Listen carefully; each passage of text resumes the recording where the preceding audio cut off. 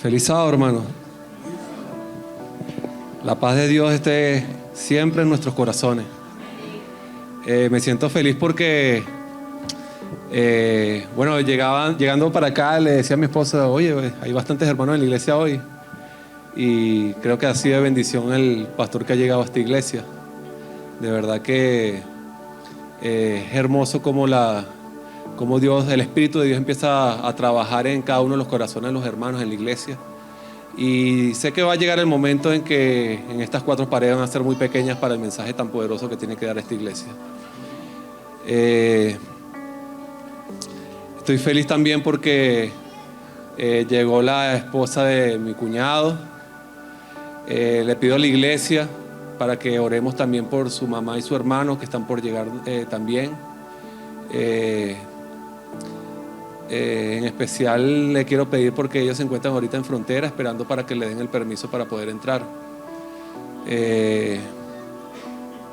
Escuchando algunas cosas que me decía Yeli referente a mi cuñada, hay algo que me impactó muchísimo y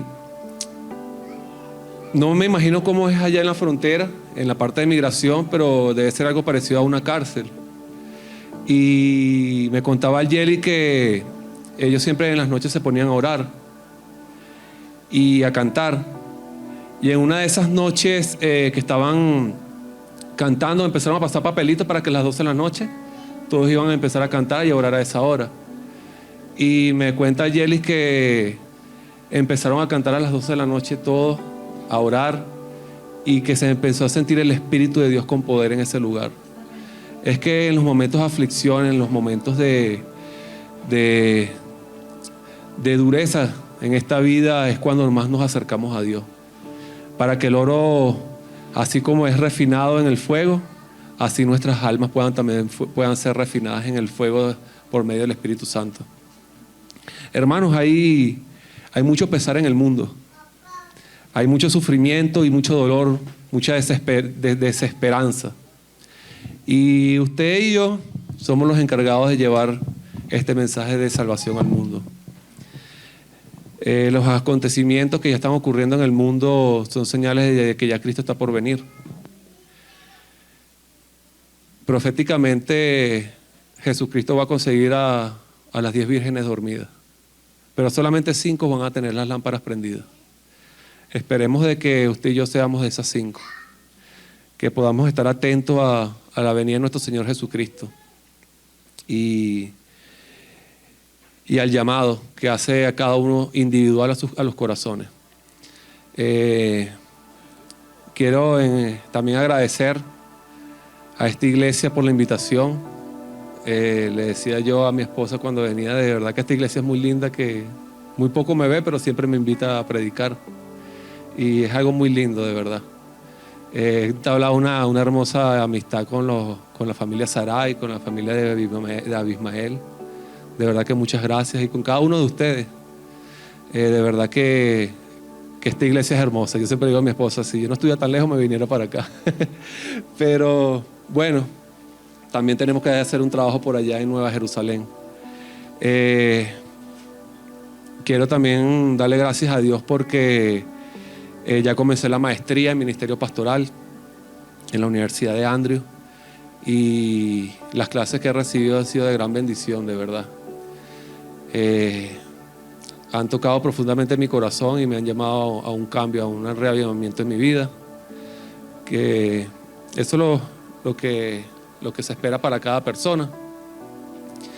Y de verdad que Dios abre puertas que nadie podrá cerrar y cierra puertas que nadie podrá abrir. Yo jamás me imaginé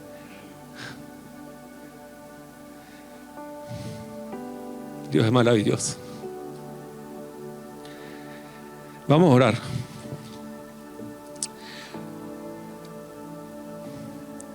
Amantísimo buen Dios, Señor, en esta hora,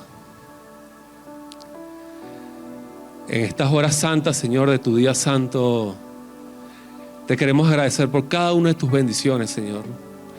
Son bendiciones inmerecidas, Padre, lo sabemos, pero tu amor es aún más grande, Señor, que cualquiera de nuestros pecados que podamos cometer, Señor. Tú siempre estás presto ahí, Señor, siempre estás buscándonos para que podamos arrepentirnos, Señor, y podamos caminar junto a ti, Señor, así como un hijo camina junto a su padre. En esta hora, Señor, las palabras que se hablen sean dirigidas por ti, Señor, y que el Espíritu Santo se mueva con poder en cada una de las mentes y corazones que están aquí, Señor. Todo esto te lo pedimos en el dulce nombre de tu Hijo amado Cristo Jesús. Amén.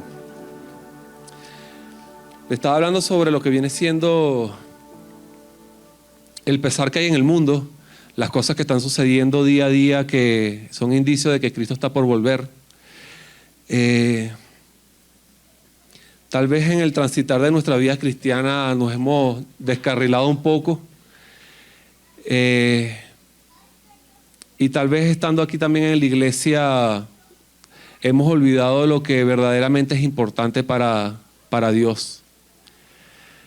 Hay un versículo cuando Jesucristo se le muestra a la mujer del pozo, a la samaritana, y Él le dice de que llegará la hora que adoraremos a Dios en espíritu y en verdad. Y eso debe ser el sentir de cada persona que se encuentra aquí, cada cristiano. Debemos adorar a Dios en espíritu y en verdad.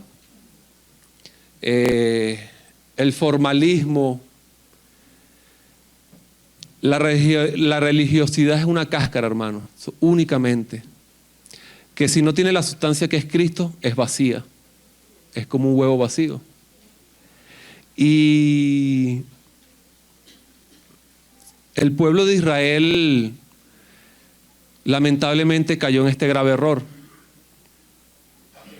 A través del cumplimiento de 613 leyes que ellos vieron a través del antiguo, de la Torá, lo que viene siendo los 5 libros del Pentateuco.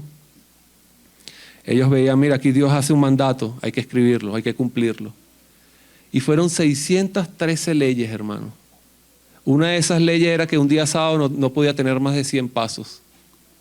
¿Qué carga tan pesada se hizo para el pueblo de Israel cumplir tantas leyes?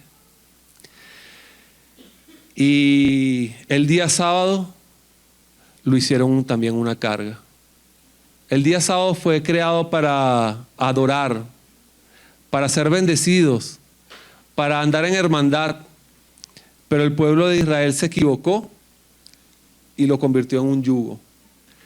Tanto así de que se hizo una carga tan, pero tan pesada que descarriló al pueblo de Dios. Lo que viene siendo los escribas y fariseos, ellos aparecen en la época intertestamentaria, que viene siendo a través del último profeta que fue Malaquías en el Antiguo Testamento hasta Juan el Bautista. En esa época surge lo que viene siendo los fariseos, y ellos en su devenir, en lo que viene siendo en su estudio y teniendo como consecuencia o teniendo como ejemplo lo que había ocurrido en el pasado con el pueblo de Israel a olvidarse de las leyes de Dios, ellos se afianzaron en cumplir cada una de esas leyes. Y lo hicieron de una manera al principio que era correcta, pero con el devenir del tiempo se fue corrompiendo lo que viene siendo esa adoración a Dios.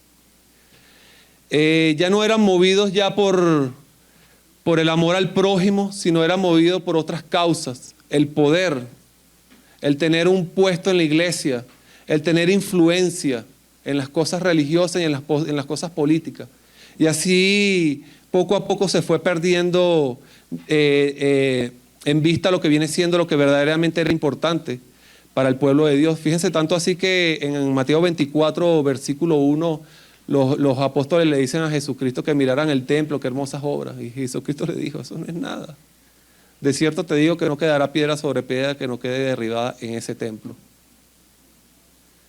Lamentablemente lo importante del templo era el sacrificio del cordero que se hacía diariamente, de expiación para los pecados. Y ellos se fijaron en los adornos. Y muchos de nosotros los cristianos también nos hemos olvidado de eso. Nos hemos olvidado de la cruz de Cristo y nos hemos olvidado de su gran sacrificio para la humanidad. Y nos hemos centrado en nuestras riquezas. Nos hemos centrado en nuestra sabiduría.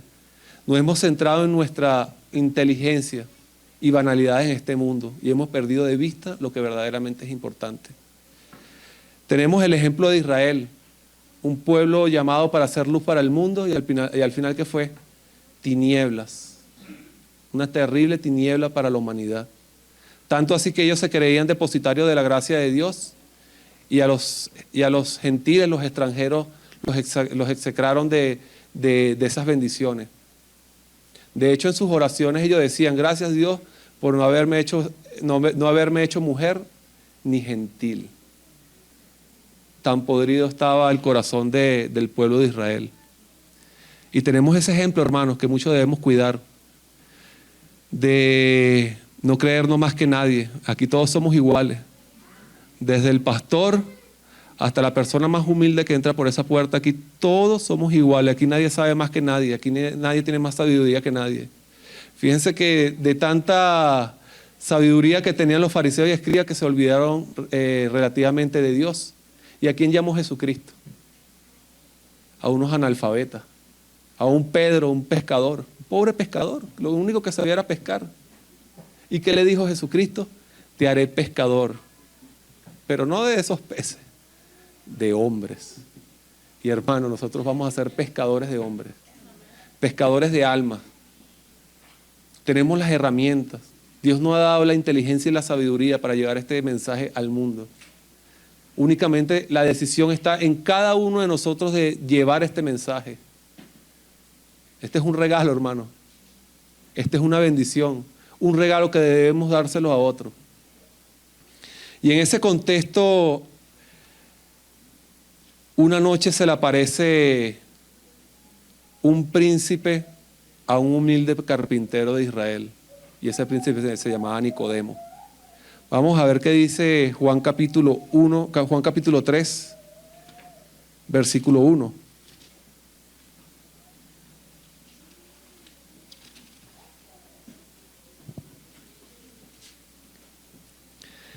Había un hombre de los fariseos que se llamaba Nicodemo, un principal entre los judíos. Fíjense, la palabra en el griego, cuando aparece un principal entre los judíos, este hombre pertenecía a la élite religiosa y a la élite política, lo que viene siendo Israel. Cuando dice un principal, ustedes saben que en el Sanedrín, lo único que pertenecían al Sanedrín eran los sacerdotes, pero también pertenecían lo que vienen siendo los laicos, algunos laicos, y estos laicos que pertenecían al Sanedrín eran personas de influencia, personas de dinero, personas de conocimiento de la palabra de Dios. Y Nicodemo era parte de ese Sanedrín. Podrá imaginarse la inteligencia que tenía ese hombre y el dinero y el poder que también tenía. Y aparte de eso era fariseo. Para que tengan una imaginación de lo que era un fariseo podía aprenderse a los 12 a 15 años de memoria los 5 primeros libros del Antiguo Testamento, del Pentateuco. Es decir, Génesis, Éxodo, Levítico, Deuteronomio y Números. Ya un niño de 15 años se lo sabía de memoria. Es decir que Nicodemo era una persona de mucha sabiduría, de mucho conocimiento. En el versículo 2 dice: y este vino a Jesús de noche y le dijo: Rabí, sabemos que has venido de Dios como maestro, porque nadie puede hacer estas cosas y estas señales que tú haces si no está Dios con él. Y respondiendo Jesús le dijo: de cierto te digo, que el que no naciere de nuevo no puede ver el reino de Dios. En el libro El deseado de todas las gentes, hay un extracto que habla de la hermana G. D. White cuando dice que cuando se le presentó de noche es porque sentía vergüenza de que el pueblo lo viera hablando con Jesucristo. Y se presenta de noche para que no lo vieran. Y fíjense una cosa, Nicodemo tenía sabiduría. Nicodemo tenía inteligencia, la tenía. Nicodemo tenía dinero, la tenía. Nicodemo tenía religiosidad. Nicodemo tenía liturgia. Por supuesto que tenía liturgia. Pero aún así, ese hombre no era feliz. A pesar de que por sus obras aparentaba algo a la sociedad, su corazón estaba feliz, no, estaba infeliz. No había sido llenado todavía su alma. No sé qué edad tendría Nicodemo cuando se le presentó a Jesús, pero prácticamente todo ese tiempo Nicodemo estaba buscando algo y lo consiguió en ese momento. Una noche fría con un humilde carpintero de Galilea. Y dice así: respondiendo Jesús le dijo, de cierto te digo, que el que no naciere de nuevo no puede ver el reino de Dios. Jesucristo fue directamente al problema de Nicodemo y al problema de cada uno de nosotros, que es el nuevo nacimiento. Y le dice Nicodemo, ¿cómo puede hacer un hombre siendo viejo nacer de nuevo? ¿Puede acaso entrar por segunda vez en el vientre de su madre y nacer? Respondiendo Jesús le dijo, de cierto te digo, que el que no naciere de agua y del Espíritu no puede ver el reino de Dios. Y la única transformación que puede haber en cada una de nuestras almas es por medio del Espíritu Santo, hermano. El Espíritu Santo es el único que transforma los manantiales de la vida. El Espíritu Santo es el único que puede transformar tu vida, tu mente, tus pensamientos, tus actos. El Espíritu Santo es el único que te puede llevar a Cristo. Y Nicodemo estaba siendo llevado por el Espíritu, ¿a quién? A Cristo. ¿Y qué le iba a mostrar Cristo a Nicodemo? Al Padre. Más adelante en la lectura le dice, pero Nicodemo, ¿cómo vas a entender las cosas celestiales si ni siquiera has entendido las terrenales? Tienes que nacer de nuevo, Nicodemo. Tienes que vivir en espíritu y en verdad. De nada te vale, Nicodemo, de que tengas conocimiento completo de la Biblia. De nada te vale de que tengas religiosidad. De nada te vale que tengas dinero. Si eso no es para honrar a Dios. Porque la sabiduría sin Cristo es maldición para el alma. Suena duro, pero es así. De nada vale tener toda la sabiduría, toda la inteligencia y todas las riquezas del mundo si no la entregamos a Cristo. Porque lamentablemente se hace vanidad y maldición para la persona. Y le dice, de cierto te digo, que el que no naciere de agua y del Espíritu no puede entrar en el reino de Dios. Porque lo que es nacido de la carne, carne es, y lo que es nacido del Espíritu, Espíritu es. No te maravilles, Nicodemo, de lo que te dije, porque es necesario que nazcas de nuevo. Muchos teólogos han llegado a la conclusión que si toda la Biblia se perdiera, pero únicamente sobreviviera el capítulo 3 de Juan, tenemos lo necesario para la salvación. Porque en ellos se encuentra lo esencial. Díganme ustedes aquí hay doctrina. Aquí hay religiosidad. Hermano, esto es lo más sencillo del mundo. Esto lo puede entender hasta un niño de 7 años. Jesucristo le dice, de nada te vale saber todo, Nicodemo. Lo único que tú tienes que hacer es nacer de nuevo. Y eso lo único lo vas a hacer por medio del Espíritu Santo. Cuando el Espíritu Santo entra en tu corazón, en tu mente, en tu vida, hay una transformación. Ahí ocurre la verdadera transformación en nuestras vidas. O díganme ustedes, hermanos, nuestros actos en el mundo, ¿cómo eran? Y aquí estando en la iglesia, cuando nos apartamos de Cristo, ¿cómo son nuestros actos y nuestros pensamientos?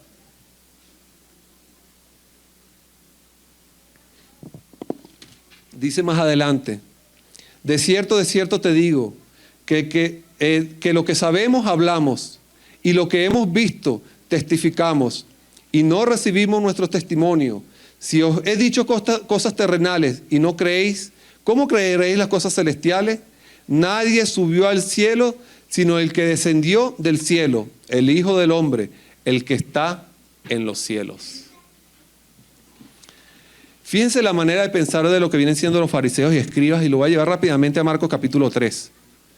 Marcos capítulo 3.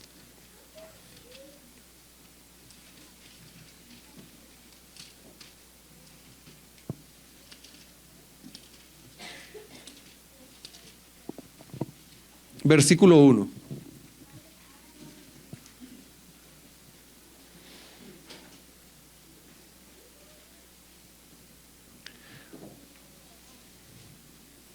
Dice así: otra vez entró Jesús en la sinagoga, y había allí un hombre que tenía seca la mano. Y le acechaban para ver si en el día sábado le sanaría, a fin de poder acusarle. Entonces dijo al hombre que tenía la mano seca: levántate y ponte en medio. Y les dijo: ¿es lícito en los días sábados hacer el bien o hacer el mal? ¿Salvar una vida o quitarla? Pero ellos callaban. Entonces, mirándolos alrededor con enojo, entristecido por la dureza de sus corazones, dijo al hombre: extiende tu mano. Y él la extendió, y la mano le fue restaurada sana. Fíjense que la mayoría de los milagros que hizo Jesucristo fue en día sábado. Y por esto lo querían matar los judíos, porque ellos pensaban que estaban transgrediendo los mandamientos de Dios. Pero ¿qué dice Jesucristo? ¿Qué es bueno hacer el sábado? ¿Hacer el bien o hacer el mal? ¿Quitar una vida o salvarla? Pero ellos callaban. Una pregunta tan sencilla a unos fariseos que a partir de los 15 años ya se sabía de memoria la Biblia, y callaron. ¿Pero por qué? Mire lo que dice más adelante. Y salidos los fariseos, tomaron consejos con los herodianos contra él para matarle. Por eso es que estaban callados. Hermano, esto es una religiosidad sin Cristo.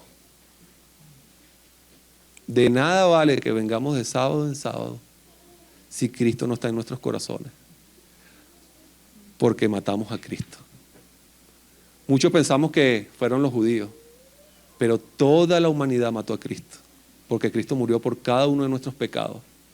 ¿Y cuál es el significado de la cruz para nosotros, hermano? ¿Qué significa para ti la cruz de Cristo? ¿Qué significa para ti el sacrificio de Cristo? Más adelante dice, en Juan capítulo 3, vamos otra vez a Juan. Capítulo 3, versículo 14. Y como Moisés levantó la serpiente en el desierto, así es necesario que el Hijo del Hombre sea levantado, para que todo aquel que en él cree no se pierda, mas tenga vida eterna. Aquí Jesucristo le está explicando a Nicodemo algo que él entendía muy bien. Si ustedes no entienden este extracto, se lo voy a explicar rápidamente. Cuando Israel estaba saliendo del desierto a la Canaán celestial, ellos se rebelaron varias veces contra Dios. Querían matar a Moisés y querían elegir un nuevo líder para que dirigiera al pueblo. En ese instante, Dios le manda unas serpientes ardientes y empieza a morder a todo el pueblo. Muchos murieron por esa serpiente. Moisés, angustiado, se presenta delante de Dios y le dice: Dios, sálvanos. Dios le dice: es que es un pueblo duro de cerviz, tiene mala cabeza, no sabe las bendiciones que le he dado día a día y todavía dudan de mí. Lo he llevado hasta aquí, pero aún así me fallan. Los he llevado por este desierto. Les he dado el maná diariamente, los he alimentado, les he dado agua y todavía siguen en contra de mí. Moisés les dice: pero Padre, somos pecadores, ayúdame. Ayúdanos, somos pecadores. Y Dios le dice: hazte una serpiente de bronce y colócala en lo más alto de la congregación. Y todo aquel que mire la serpiente será sano, será salvo. Y todas las personas que estaban muriendo por la picadura de la serpiente se colocaban, miraban la serpiente y milagrosamente por el poder de Dios eran restaurados. Así somos nosotros, hermanos. Nosotros tenemos un veneno mortal en nuestras venas, que es el pecado.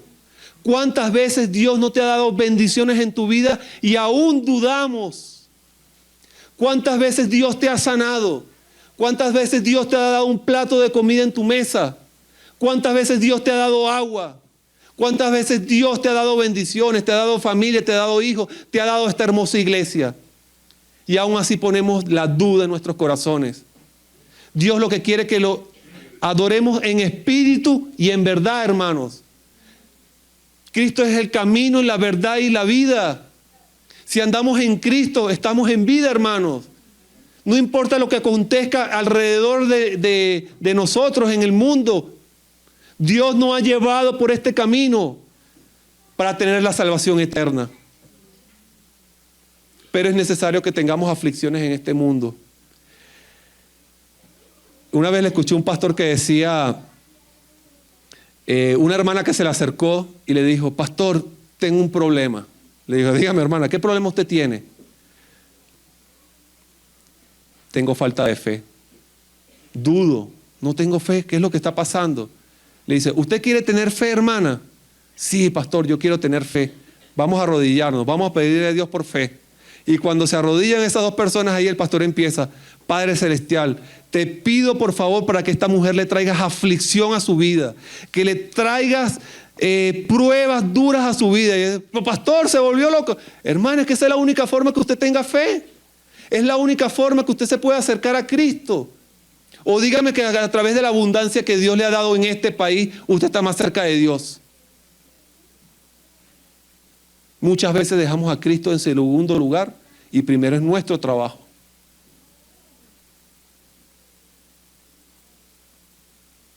Es necesario que tengamos aflicciones de vez en cuando en nuestras vidas para podernos acercar. Y es el único método que ha encontrado Cristo para que podamos regresar a Él. Porque lamentablemente nos vamos a perder como el pueblo de Israel. Y Jesucristo le dijo, así como la serpiente tiene que ser levantada, así el Hijo del Hombre igualmente tiene que ser levantado, para que todo aquel que en Él cree no se pierda, mas tenga vida eterna. Pero ¿qué es la cruz de Cristo?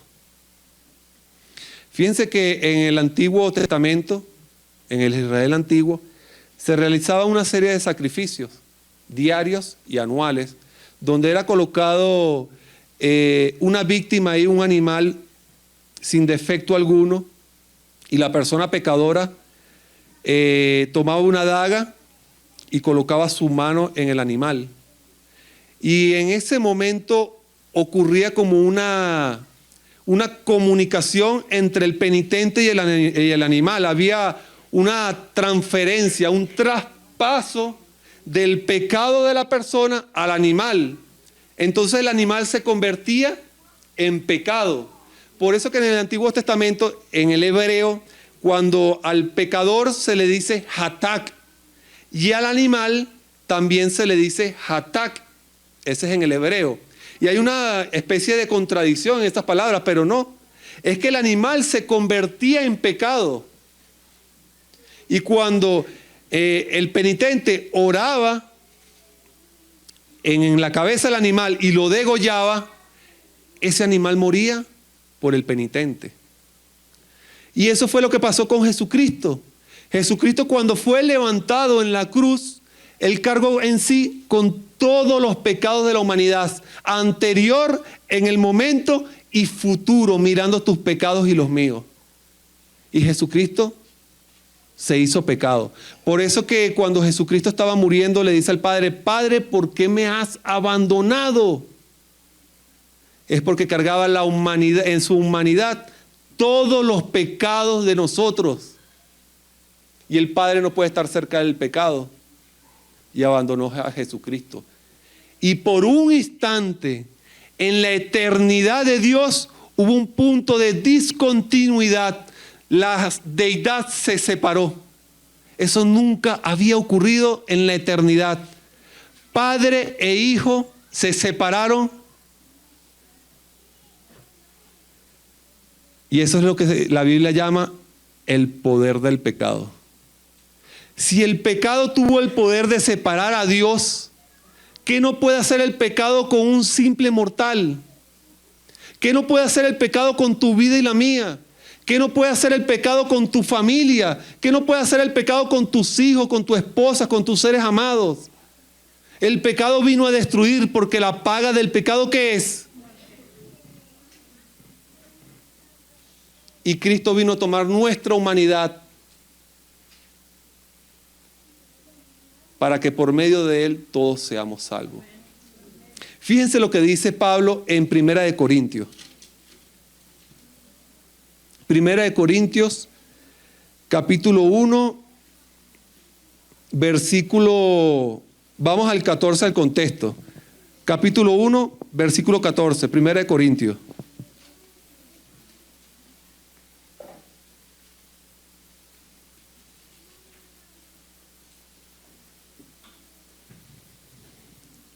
Doy gracias a Dios de que ninguno de vosotros es bautizado sino a Crispo y a Gayo, para que ninguno diga que fuisteis bautizados en mi nombre. También bauticé a la familia de Estéfanas. De los demás, no sé si he bautizado a algún otro. Versículo 17. Pues no me vio Cristo a bautizar, sino a predicar el evangelio, no con sabiduría de palabras, para que no se haga vana, ¿qué? La cruz de Cristo. Versículo 22.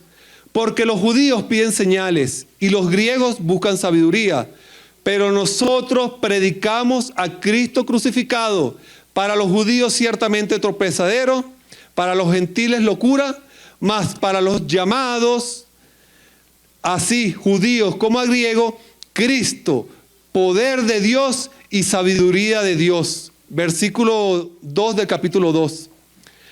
Pues me propuse no saber entre vosotros cosa alguna, sino ¿a quién? A Jesucristo y a este crucificado. Fíjense que Pablo entendió muy bien lo que viene siendo el sacrificio de Cristo. Él dice, no, para mí el mundo es vano. Yo lo único que voy a predicar es de Jesucristo y a este crucificado. Y era una locura, porque la crucifixión, ¿quién la tenía en la antigüedad? ¿Quién eran las personas que eran crucificadas? ¿Con quién fue crucificado Jesucristo? Dos ladrones. Lo peor de la sociedad era puesta en una cruz. Y usted imagínese a Pablo predicando que una persona que murió en la cruz es el salvador del mundo. Es como si hoy se levantara una persona y dijera que una persona que está condenada a la silla eléctrica es el salvador del mundo. Es así. Mucho lo vemos del pasado, oye Cristo, pero pongámoslo en el contexto de nosotros. Que pase por esa puerta una persona y diga, mira, hay una persona que fue electrocutada en la silla eléctrica y ese es el salvador tuyo. Y Pablo dijo, no me propongo otra cosa sino a este predicar, a Jesucristo y a este crucificado. Hermano, la cruz de Cristo es la salvación. La cruz de Cristo es la única esperanza para tu vida y la mía. La cruz de Cristo es la única esperanza para este pueblo, para tu familia, para tus hijos. La cruz de Cristo es salvación, la cruz de Cristo es vida.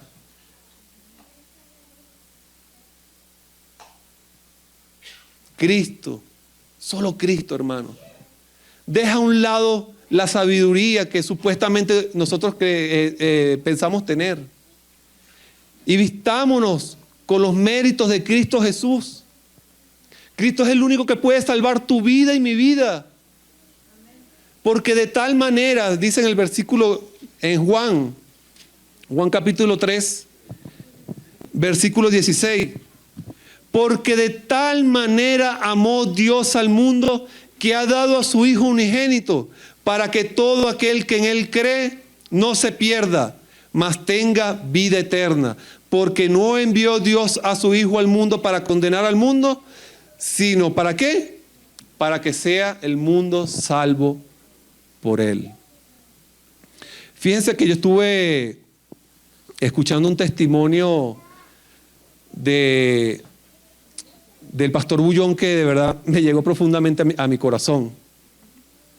El pastor Bullón, él estaba comentando de que cuando él comenzó su ministerio, tenía 21 años apenas, él estaba en unas conferencias, él dice, en aquel tiempo las conferencias que se hacían en la iglesia eran de 90 días. Y en ese momento él iba para la iglesia y llegaron 3 personas y lo asaltaron. Y en ese momento que lo están asaltando, él le diga, amigo, yo solamente soy un pastor, yo no tengo mucho dinero. Entonces le dice, no me quites la vida, solamente llévate lo que te tengas que llevar. Aquí tengo mi reloj, mi cartera, llévatelo, no hay problema. Y a él lo robaron y se llevaron su dinero. Como las semanas después, él se encontraba haciendo unas conferencias en otra iglesia, también como de 90 días. Y él cuenta de que cuando él estaba predicando, él miraba a un joven por allá. Y cuando él lo miraba, el joven se escondía. Entonces él seguía predicando y cuando estaba predicando, él sentía que el joven lo veía. Entonces él volteaba, lo miraba y el joven se escondía.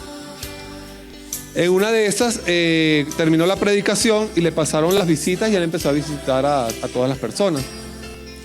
Y en un momento que llega a una de las casas que estaba visitando, ve a ese joven y cuando el joven lo ve se esconde y sale la mamá del joven y le dice: mira señora, yo vengo aquí en el nombre de Cristo y vengo a darle un estudio para que venga el muchacho que estaba allá adentro. Y le dice: no, allá no hay ningún muchacho. No, yo lo acabo de ver y yo lo vi la otra vez en la iglesia. Dígale a ese muchacho que venga. Bueno, cuenta el pastor que cuando llegó el muchacho, llegó sin camisa y que tenía tatuado todo el cuerpo, lleno de cicatrices de bala, de cuchillo. Y en ese momento el muchacho le dice: yo sé que tú me conoces. Y el pastor le dice: yo no te conozco. Tú me conoces, yo fui aquel que te robé aquel día. Y el pastor le dice: tú fuiste el que me robaste, entonces devuélveme el reloj y la cartera. Y el muchacho le dice: no, ya yo eso lo vendí, ya yo no tengo eso. Él me dice: pero tú tienes que pagármelo. En ese momento el ladrón le dice, el muchacho le dice: no, que yo no tengo dinero para cómo pagarte. Vamos a hacer una cosa. La única forma que tú me pagues es que estés en la iglesia todos los días en las conferencias. Y es la única forma que tú me vas a pagar a mí. Y llegaron a ese acuerdo. Cuenta el pastor que noche tras noche iba aquel muchacho a las conferencias. Y él decía: ese muchacho andaba sentado en la última fila y no le hacía caso a las predicaciones. Bebía molestando a las muchachas, interrumpiendo y todo eso. Y no prestaba atención el muchacho, pero iba día tras día para pagar su deuda. En ese momento el pastor tuvo una predicación que le llegó profundamente al corazón de ese muchacho. Cuando termina la predicación, el muchacho se le acerca llorando y le dice: pastor, yo quiero hablar con usted. Yo quiero que Cristo cambie mi vida. El Espíritu Santo estaba trabajando en el corazón de ese joven muchacho, de ese muchacho. Y le empieza a contar la historia de su vida. Y él le dice: pastor, yo estoy dolido porque yo no conozco a mi padre. Yo fui concebido en un burdel. Y eso hasta el día de hoy duele en mi corazón. Y eso me ha llevado a tomar decisiones equivocadas en mi vida. He fumado droga. ¿Qué no he hecho, pastor? He bebido.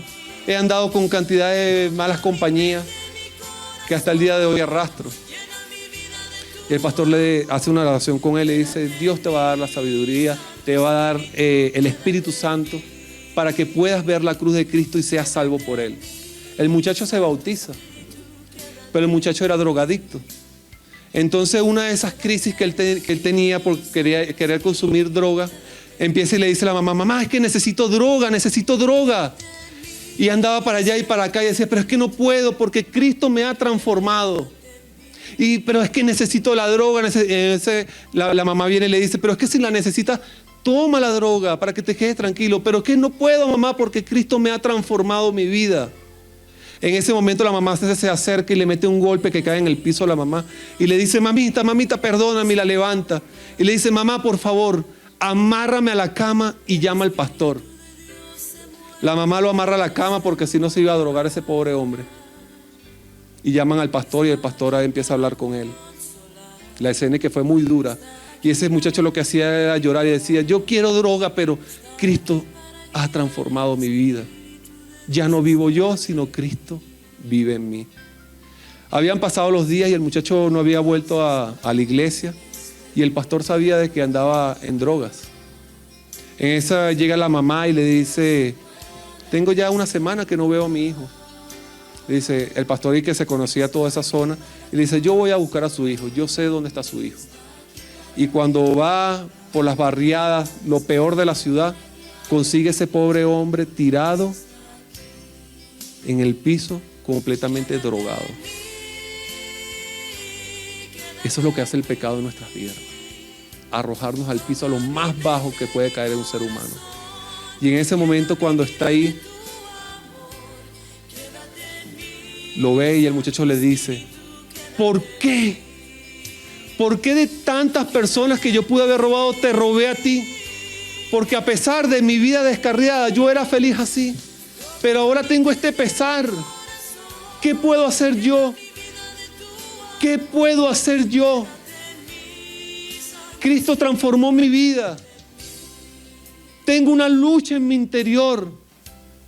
Una lucha que día a día, que no puedo salir de aquel vicio que yo sé que me hace daño. Pero ha nacido una nueva luz en mí. Cristo me ha transformado. Y le dice: pastor, ¿usted qué hace aquí en esta inmundicia? Y él le dice: pero hijo mío, ¿cómo no voy a venir? Si Cristo, siendo adorado en los cielos, vino a este estiércol de tierra para llenarse de este lodo también pecador. Si Jesucristo lo hizo, ¿cómo yo no voy a venir a buscarte? Y en ese momento lo levanta, se abrazan y le dice: toma la cruz de Cristo y avanza, avanza. Muchos de nosotros podamos tener algunos vicios ocultos. Tenemos una lucha en nuestro interior que tal vez no podamos soportar. Y yo te digo hoy en día, hermano, no sé a quién le estoy hablando yo en este momento, pero Cristo tiene un plan en tu vida. Y aquel vicio, aquella lucha que tú tienes en tu corazón, por los méritos de Cristo, por la sangre de Cristo, Dios te va a hacer vencedor. Alabado sea nuestro Señor Jesucristo. En esta hora, hermano, hay un pastor que dijo que cada minuto de nuestras vidas está cargado de eternidad. Cada minuto de nuestras vidas está cargado de eternidad. Yo te hago un llamado, hermanos. Si usted tiene alguna petición, si usted tiene alguna tribulación en su vida, pase adelante y vamos a orar, hermano, con poder. Yo no sé a quién yo le estoy hablando en este momento, solamente Dios y la persona sabe. Pero si usted tiene alguna dolencia, si usted tiene alguna tribulación en su vida, hermano, vamos a orar. Venga un momento.